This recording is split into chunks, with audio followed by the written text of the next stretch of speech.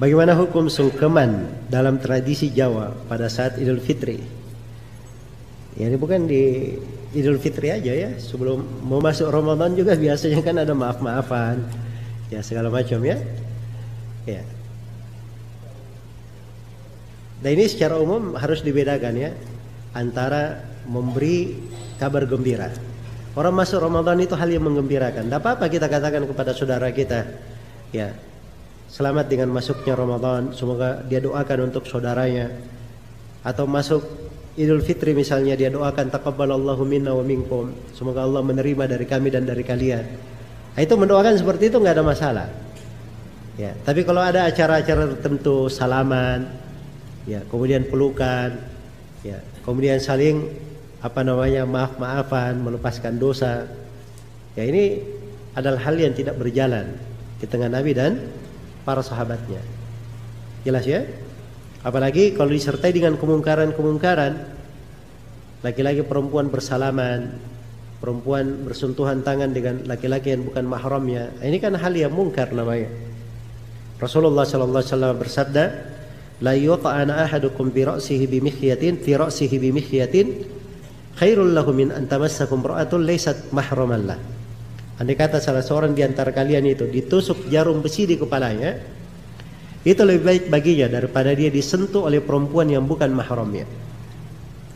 Daripada disentuh oleh perempuan yang bukan mahramnya.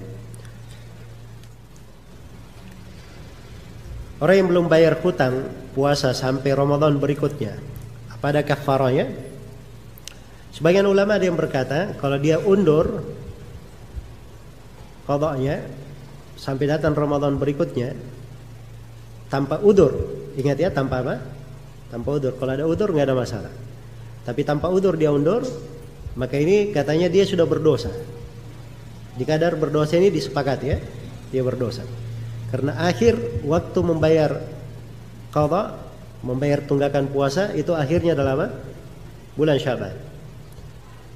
Kapan dia sudah lewat Ramadan, maka sebagian ulama berpendapat dia membayar fidyah, memberi makan satu orang miskin untuk setiap hari yang lewat. Iya.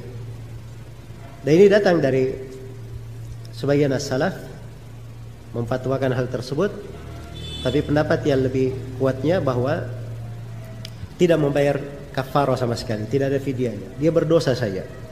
Karena di dalam Al-Quran hanya disebutkan diganti, tidak disebut membayar fidyah.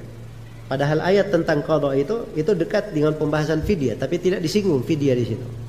Andai kata ada fidyah maka akan disyaratkan pada ayat. Selain daripada itu, kebanyakan sahabat tidak memberi fatwa seperti itu. Ya, maka itu pendapat yang lebih kuat. Wallahu taala alam.